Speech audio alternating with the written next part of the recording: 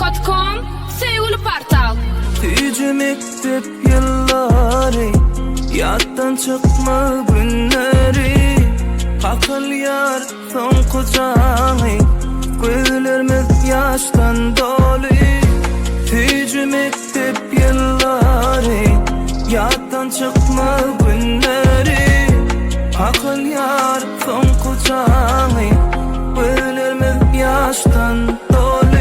Nerede bolsam yatların men mektebim. Sen boldun men begencimde hem geleceğim. Bir-birine beren soğuttırmadı yatların. Aramızda giden sübü hatların yatların.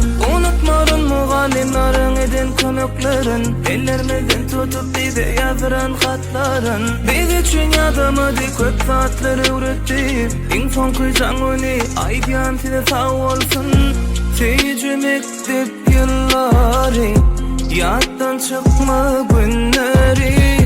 Akıl yar son kucağı, gözlerimiz yaştan dolu. Tüycü mektep yılları, yattan çıkma günleri. Akıl yar son kucağı, gözlerimiz yaştan dolu.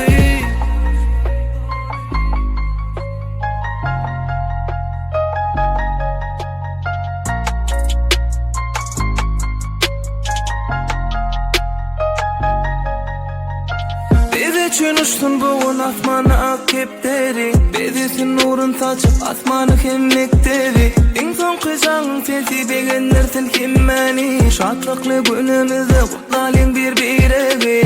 Unutmarın muğallimlerin eden kömeklerin. Ellerimizden tutup bize yazıran hatların. Biz için yazamadı köp saatleri üretip. En son kıcağın öne aydiyan size sağ olsun.